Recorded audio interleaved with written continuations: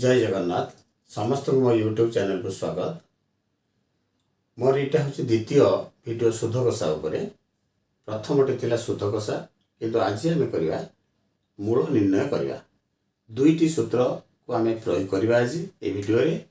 प्रथम सूत्रटी आम करवा। प्रथम सूत्र मूलधन निर्णय करिवारे मूलधन सूत्रटी हूँ कौन शुद्ध गुणन 100 बाय समय गुणन हार। ये हूँ आमर प्रथम सूत्र। द्वितीय सूत्रटी से मूलधन निर्णय पर मूलधन समान समूल सुध गुणन 100 बाय 100 मिश्रण समय गुणन हार। यही दुईटी सूत्र को प्रयोग करी आमे किपरि मूलधन निर्णय करवा आज आमर विषय वस्तु। तेणु आम प्रथम क्वेश्चन हूँ शतकड़ा वार्षिक 8 सुधरे केते टंकार 8 वर्षर सुध 200 टंका हो। तेणु आम प्रश्न रहा यहाँ ताले आम एक उत्तर करने प्रथम कौन करवा आंसर आते हार आमको देते 12/1 विभक्त 2 समान या मिश्र भग्नांश अच्छे या अप्रकृत कटे 12 के 25 विभक्त 2 टंका। समय आम केते अच्छी समय अच्छी 8 वर्ष। ये आम अच्छी कौन सुध अच्छी सुध अच्छी के 200 टंका। तेणु आमको यही दुईटी सूत्र कौ सूत्रटी ये प्रযোज्य ताको आम प्रथम विचार करने दरकार। आमको अच्छी कौन हार समय आ सुध अच्छी ये दुईटी सूत्र यही तीनोटी जिनस जोटार थी सेटा को व्यवहार कर। तेणु ये अच्छी कौन सुध अच्छी आउ समय आउ हार अच्छी। तेणु आमको ये प्रथम सूत्रटी आम ये प्रयोग कर। द्वितीय सूत्रटी आम प्रयोग करने चेष्टा करें उत्तरटी आमको भूल मिल। कारण कौन ये समूल सुध देती आम समूल सुध ना से आम ये मूलधन पकेवा सूत्र कौन प्रथम सूत्र शुद्ध गुणन 100 बाय समय गुणन हार। तेणु शुद्ध आम केते 200 टंका गुणन 100 बाय समय केते 8 वर्ष गुणन हार केते 25 विभक्त 2 टंका। तेणु आम या आहरी सरलीकृत करवा 200 गुणन 100 बाय 8 गुणन 25 यहाँ को उपरटा को 2 नहीं जाए व्युत्क्रम हो गया गुणात्मक विलोमी। तेणु आम बर्तमान या काटा 25 चौ 100 बर्तमान 8 काटिले केते हेबो 8 2 16 4 8 5 40।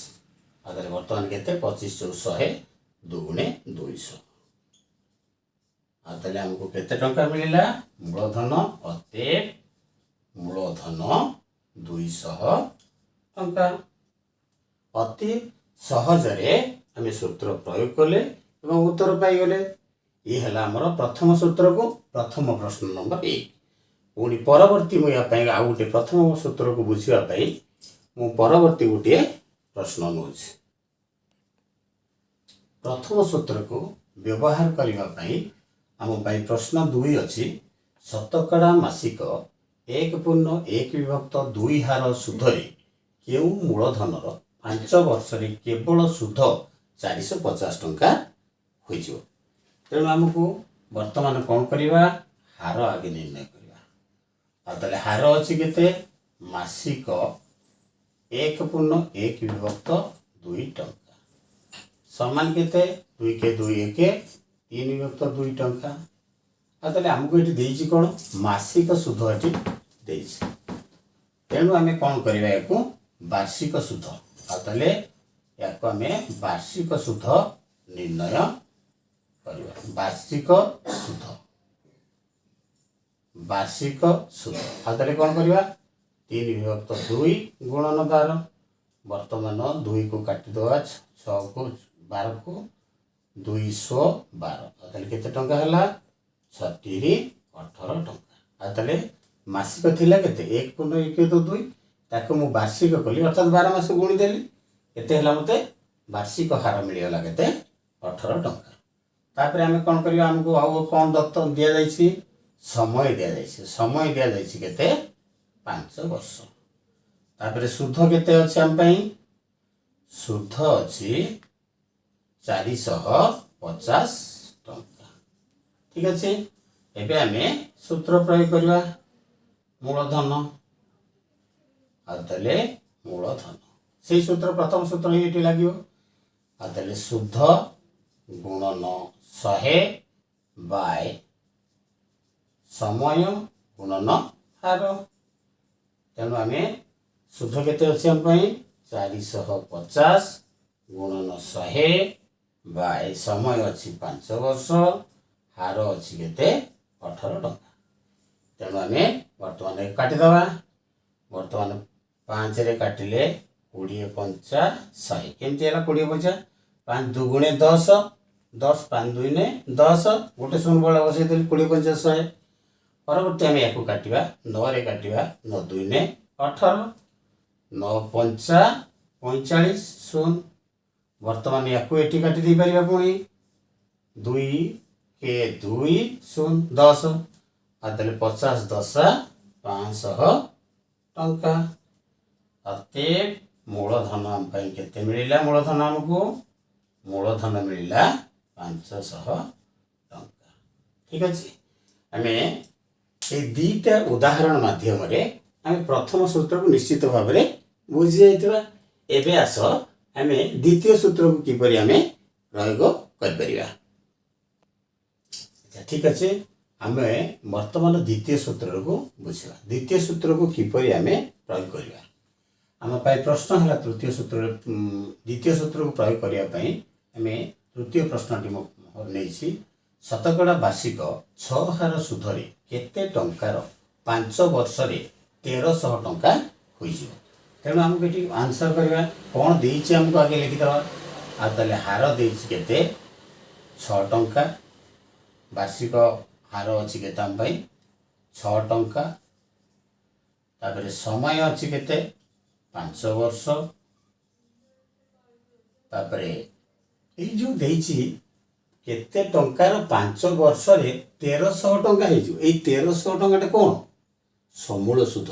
ୟା ସହିତ ସୁଧ ମୂଳଧନ ଯୁକ୍ତ ସୁଧ ଏଇଠି ଅଛି। ତେଣୁ ଆମେ ଏଇଟାକୁ ନେବା କ'ଣ ସମୂଳ ସୁଧ। ଯଦି ଅନେକ ସମୟରେ ଅନେକ ପିଲାମାନେ କ'ଣ କରନ୍ତି ଏଇଟାକୁ ସୁଧ ନେଇକି ସେମାନେ ଏଇ ପ୍ରଥମ ସୂତ୍ରଟି ପକାଇ ଦେଇଥାନ୍ତି ଯାହାଫଳରେ କି ସେମାନଙ୍କୁ ରେଜଲ୍ଟ 0 ମିଳେ। ତେଣୁ ମୂଳଧନ ସୂତ୍ର ଏଠି ଆମେ କ'ଣ ଦ୍ୱିତୀୟ ସୂତ୍ରଟା ପ୍ରୟୋଗ କରିବା କ'ଣ ଅଛି ସମୂଳ ସୁଧ ଗୁଣନ 100 ବାୟ 100 ମିଶାଣ ସମୟ ଗୁଣନ ହାର। এই দ্বিতীয় সূত্রটি প্রয়োগ করা। বর্তমান আম পাই সমূল সুদ কেতে দিয়েছি সমূল সুদ এটি দিয়েছি সমূল সুদ এটি দিয়েছি 1300 টাকা লিখিদেবা সমূল সুদ কেতে দিয়েছি 1300 টাকা। সমূল সুদ আছে 1300 টাকা। আর তাহলে আমি সূত্র অনুসারে বসাই দেবা গুণন 100 বাই 100 মিশাণ সময় কেতে আছে 5 ବର୍ଷ ହାର କେତେ ଅଛି 6 ଟଙ୍କା।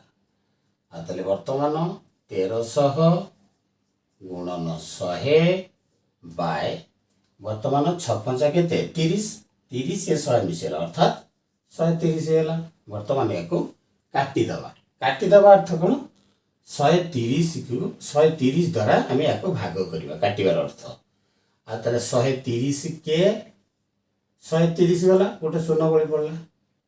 ଆଉ ତାହେଲେ ଆମକୁ କେତେ ମିଳୁଛି 100 ଗୁଣନ 10 ସମାନ 1000 ଟଙ୍କା। ଅତଏବ ମୂଳଧନ କେତେ ଆମକୁ ମିଳୁଛି ମୂଳଧନ 1000 ଟଙ୍କା। ଅର୍ଥାତ୍ ଯଦି ଆମେ 1000 ଟଙ୍କା 5 ବର୍ଷ ପାଇଁ ଜଣକୁ ଦେବା 6 ଟଙ୍କା ହାର ସୁଧରେ ତାହେଲେ ଆମକୁ ସମୂଳ ସୁଧ ବାବଦରେ କେତେ ଟଙ୍କା ମିଳିବ 1300 ଟଙ୍କା ମିଳିବ। ଏ ଥିଲା ଦ୍ୱିତୀୟ ସୂତ୍ର ପାଇଁ ପ୍ରଥମ ପ୍ରଶ୍ନ ଅର୍ଥାତ୍ 3 ନମ୍ବର ପ୍ରଶ୍ନ। तापर परवर्ती प्रश्न गोटे नेबा द्वितीय सूत्र पाई मोर चतुर्थ प्रश्न अछि शतकड़ा वार्षिक 5 हार सुधरे केते टंकार 5 वर्ष रे समूल सुध 1000 टंका होई जिवो। तेणु आम प्रथमे आंसर करने कौन देछि आम देखा पड़ो।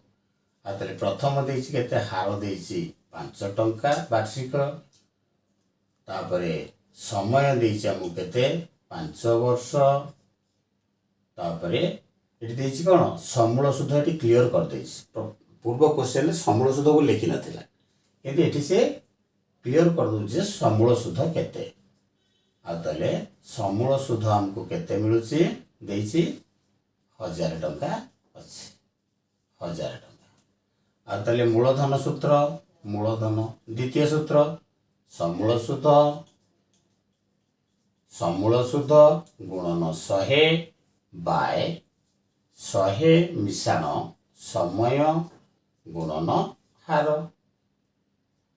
समय गुणन हार। आतले समूल सुध हम केते देछि 1000 टंका गुणन 100 बाय 100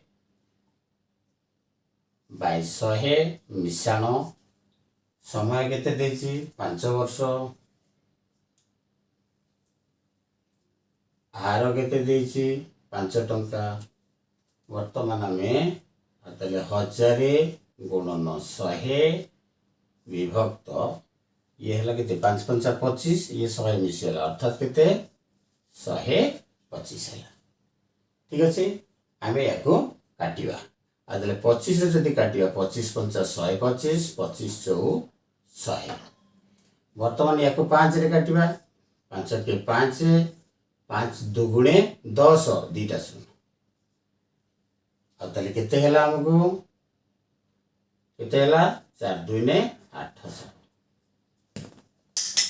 केते टंका हला हमको समूल सुध ए मूलधन मिलुछु केते 800 टंका अते मूलधन मिलिला केते 800 टंका